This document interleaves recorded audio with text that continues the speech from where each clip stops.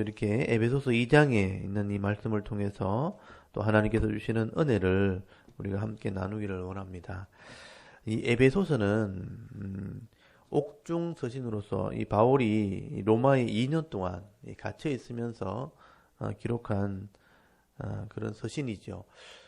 그래서 이 에베소서가 일반 다른 서신과 좀 다른 점이 있다면 바울이 갇혀 있는 동안 이것을 다 정리해서 기록을 했다는 겁니다.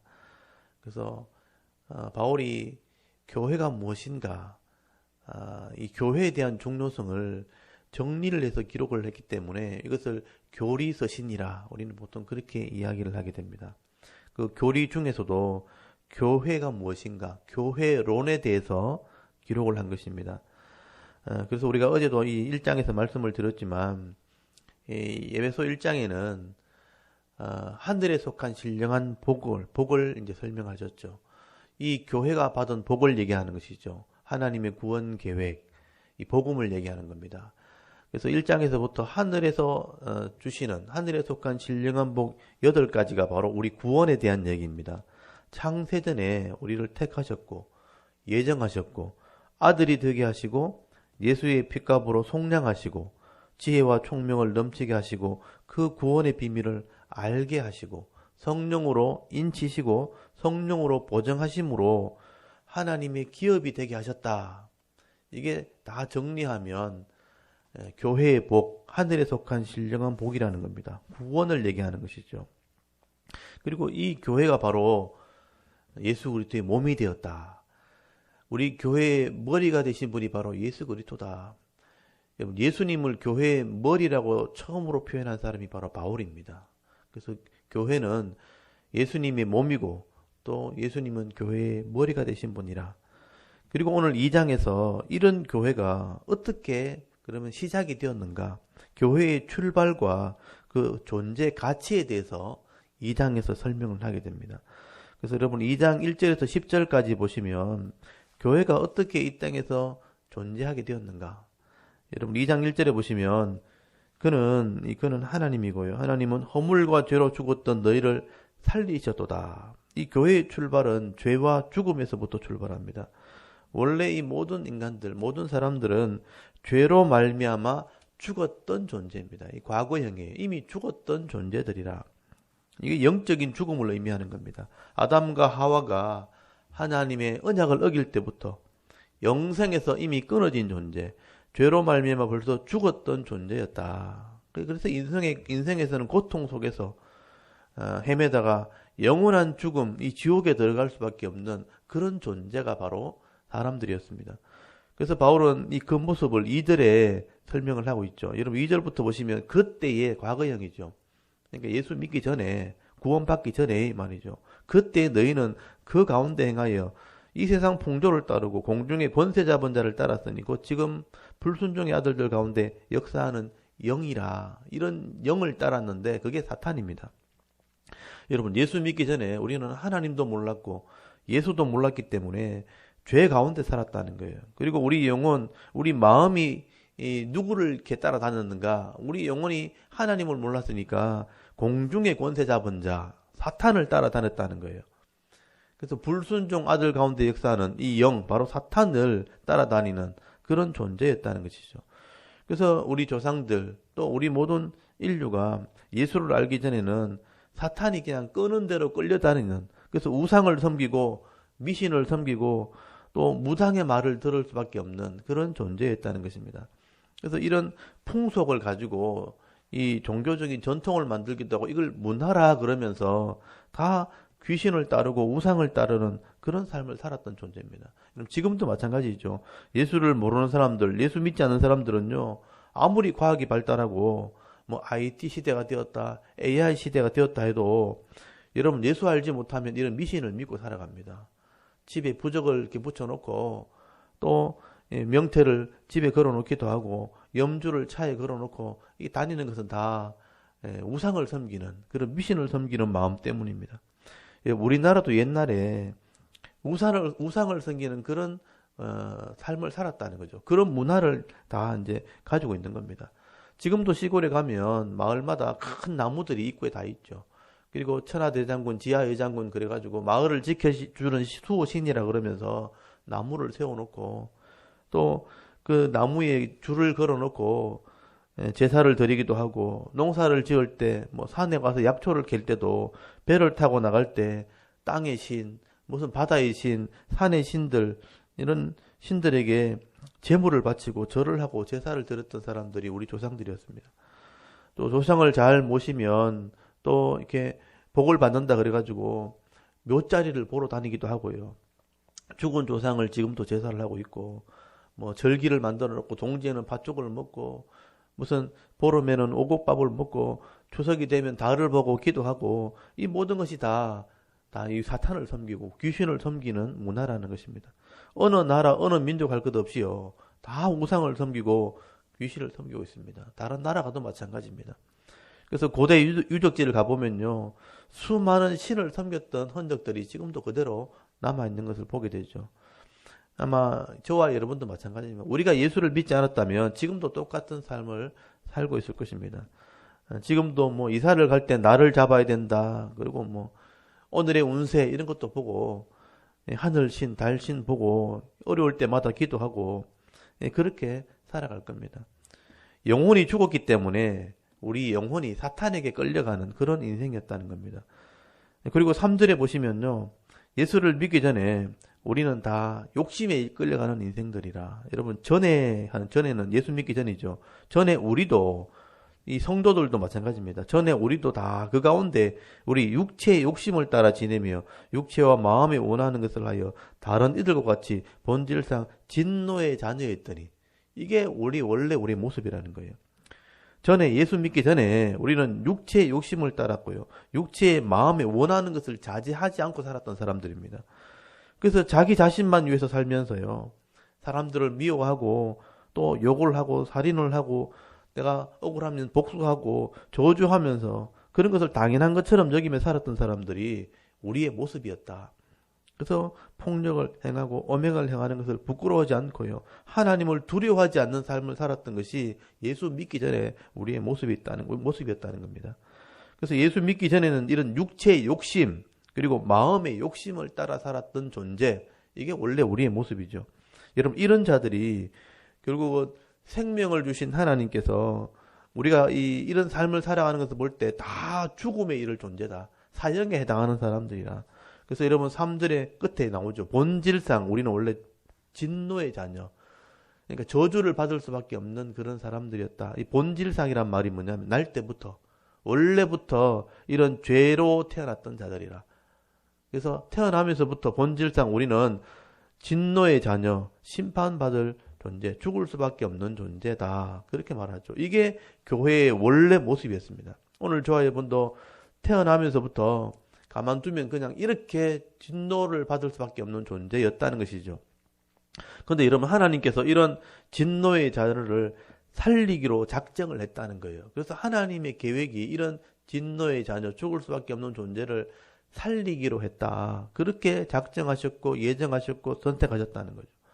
그 근거가 뭐냐? 왜 우리를 살리려고 하셨는가 보니까 하나님의 사랑 때문이라는 거예요. 하나님의 그 크신 사랑 때문에 죄인을 살리기로 하셨다. 그게 하나님의 구원이라는 거예요. 그게 교회의 출발입니다. 그 방법은 뭐냐? 예수 그리스도를 죄인들을 위해서 대신 죽게 하심으로 죄인을 구원하실 계획을 세우셨다는 거죠. 이게 하나님께서 일방적으로 행하시는 하나님의 은혜. 그래서 죄인들을 구원하시기 위한 하나님의 은혜. 우리를 일방적으로 살리셨기 때문에 우리가 그것을 은혜라고 표현하는 것입니다. 전혀 받을 자격이 없는데 그를 받게 되어지는 것을 은혜라고 표현하는 겁니다. 여러분 4절을 한번 보십시오. 2장 4절에 보면 긍휼이 풍성하신 하나님. 이 긍휼이 불쌍히 여기는 마음이거든요. 불쌍히 여기는 마음이 풍성하신 하나님이 우리를 사랑하신 그 큰 사랑으로 인하였어요. 구원의 출발은 사랑입니다. 사랑으로 인하여 허물로 죽은 우리를 그리스도와 함께 살리셨고 너희는 은혜로 구원을 받은 것이라. 그래서 이것을 은혜라고 말하는 것입니다. 그래서 죄인이 하나님께서 죄인들을 구원하셨다는 것을 이렇게 이해하고 알고 믿음으로 받아들이게 되어지면 그것이 구원이 되는 것입니다. 그래서 그것을 하나님이 주는 선물이라 은혜를 선물이라고 표현하는 겁니다. 그래서 8절에 너희는 그 은혜로 인하여 믿음으로 말미암아 구원을 받았으니, 이 한 단어 한 단어가 굉장히 중요하죠. 그 은혜로 인하여 믿음으로 말미암아 구원을 받았으니 이것은 너희에게서 난 것이 아니요 하나님의 선물이라, 하나님의 은사라, 하나님의 선물이라 하는 말씀을 하게 되는 겁니다. 이렇게 죄로 말미암아 죽었던 우리를 하나님의 사랑으로 말미암아 우리를 살리셨기 때문에 우리가 구원받은 사람으로서 이제는 구별된 성도의 삶을 살아야 된다, 이렇게 말씀을 하게 되는 것입니다. 어떻게 보면 이게 굉장히 우리에게 중요한 인식입니다. 우리가 은혜로 구원을 받았다면 구원받은 자로서의 삶이 있어야 되는 것입니다. 근데 우리가 이런 인식이 없으면 우리가 그냥 교회에 와주는 것처럼 생각하는 거예요.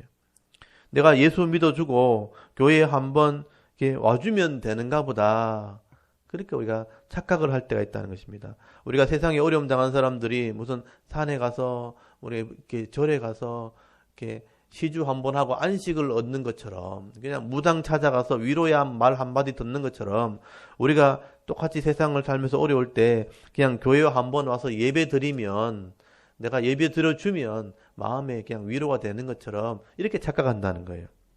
이게 인간 중심적인 종교 생활이라는 거죠.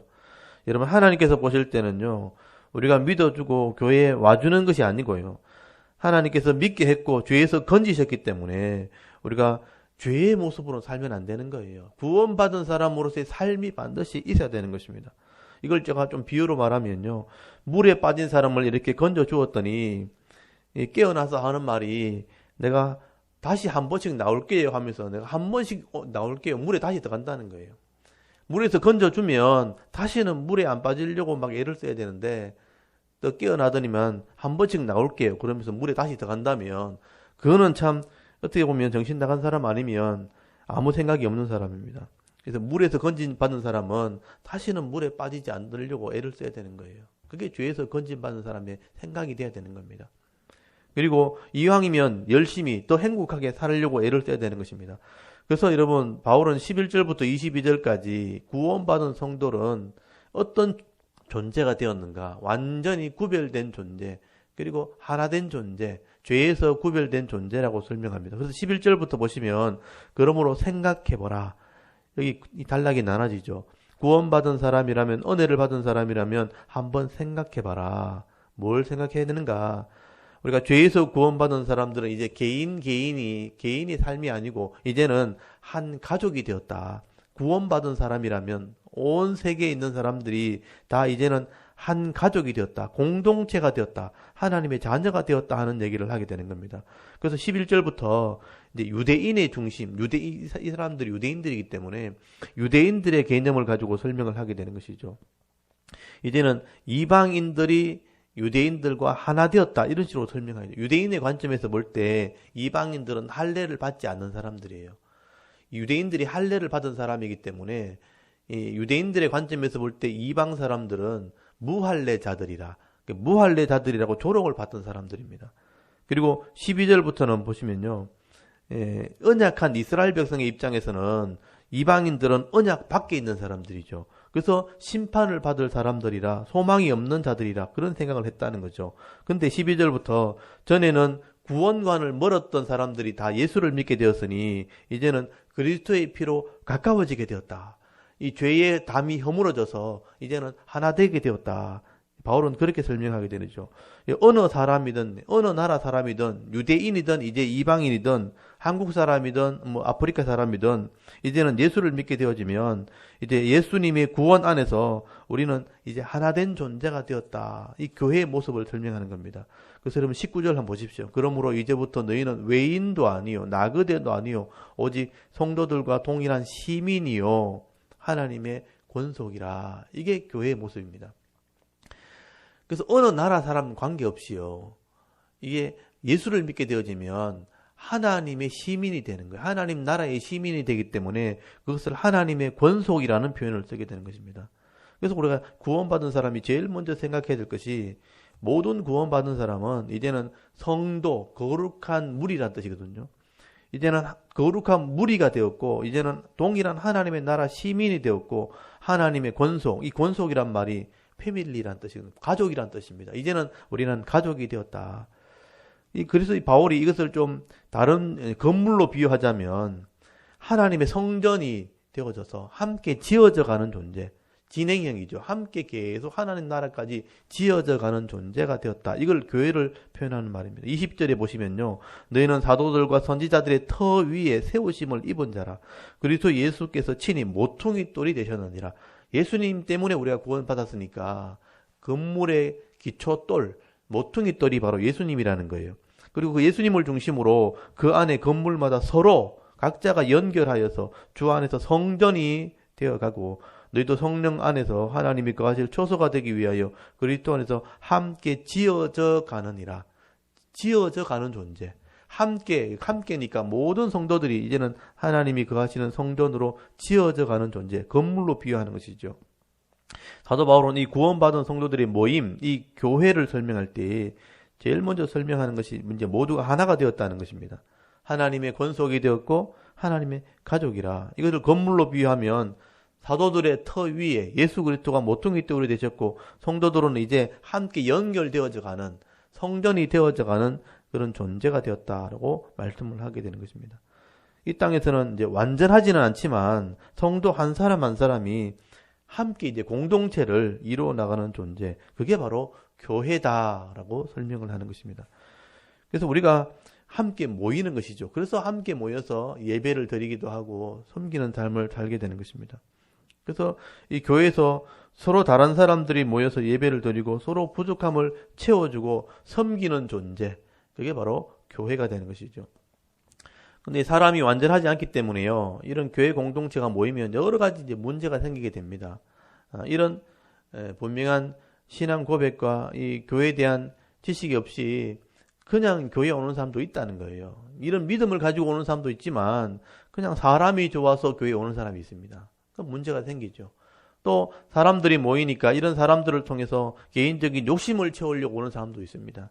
또 온전한 믿음이 없는 사람들이 함께 모이다 보니까 여러 가지 성격적인 차이, 또 여러 가지 방법적인 문제 때문에 다툼이 일어나기도 한 것이죠.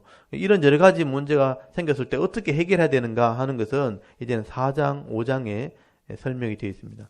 오늘 2장에서는요, 교회가 어떤 존재고 어떻게 시작하게 되었고 어떤 가치가 있는지를 설명하고 있는 것입니다. 그래서 이 2장에서 좀 기억해야 될 것은 제일 먼저 우리가 이미 죽었던 자를 하나님의 사랑으로 살린 것이 교회였다. 이게 은혜라는 것입니다. 그래서 우리는 은혜로 구원받았기 때문에 평생 감사해야 되는 겁니다. 아무리 인생에 옳은 일이 생겨도, 아무리 고통스러운 문제를 만나도, 또 악한 사람들 만나도, 감당하지 못할 여러 가지 일이 생겨도, 심지어 죽음이 온다 할지라도 우리는 하나님 나라에 갈 수 있는 은혜를 얻었기 때문에 감사하며 살아야 되는 존재가 된 겁니다. 그리고 두 번째, 자랑할 것이 조금도 없죠. 내가 성도가 되고 교인이 되었다는 것은요, 하나님의 은혜로 구원받은 것이기 때문에 내가 자랑할 것이 없죠. 내가 다른 사람보다 좀 많은 것을 가졌다 할지라도, 또 좋은 환경을 가졌다 할지라도 내가 자랑할 것이 없습니다. 하나님의 은혜로 구원받았기 때문에 겸손하게 이 땅을 살아야 됩니다. 그리고 마지막으로 교회 안에 들어온 사람들 모두가 다 하나님의 은혜로 구원받은 존재이기 때문에 모두가 존중을 받아야 될 존재다. 모두가 다 존중받는, 사랑받아야 될 사람들이라는 것을 우리가 기억해야 되는 것입니다. 그래서 내가 좀 이렇게 잘났다, 내가 대접을 받아야 됐다, 이런 교만함을 가지면 안 된다는 거죠. 여러분, 교회에 오면 내가 좀 오래 다녔으니까 좀 대우를 받아야지. 나는 또 헌금을 많이 했고 많이 섬겼으니까, 또 직분을 받았으니까 대우를 받아야지. 다른 사람보다 좀 내가 나은 대접 받아야지. 이런 생각하면 안 되는 거죠. 다 동일한 하나님의 은혜로 구원받은 성도였다는 것을 기억을 해야 된다는 것입니다. 그래서 우리가 어떻게 내가 교인이 되었고 어떻게 구원받은 성도가 되었다는 것을 우리가 깨닫고 믿음으로 하나 되어 섬기는, 그래서 함께 지어져 가는 존재가 바로 교회라는 것을 우리가 기억을 해야 되는 것입니다. 그래서 우리가 다른 교회를 다녀도 예수 믿는 사람들은 다 같은 하나님 백성이라는 것을 우리가 기억을 하셔야 되는 것입니다. 그래서 함께 사랑하고 섬기고 또 함께 이 은혜를 나누면서 예수님을 알지 못하는 사람들에게 정말 교회는 다르구나, 우리가 칭찬 들으며 살아갈 사람들이 바로 교회라는 것을 여러분 기억할 수 있기를 바랍니다. 그래서 이 교회에서 하나 되어 섬김을 통해서 많은 사람들에게 하나님의 은혜를 나누어주고 섬김으로 정말 성도는 아름다운 삶을 살아가는 사람들이구나 칭찬을 들으면서 남은 생애를 믿음으로 살아갈 수 있는 저와 여러분의 신앙이 될 수 있기를 주의 이름으로 축원합니다. 아멘. 잠깐 기도드리겠습니다.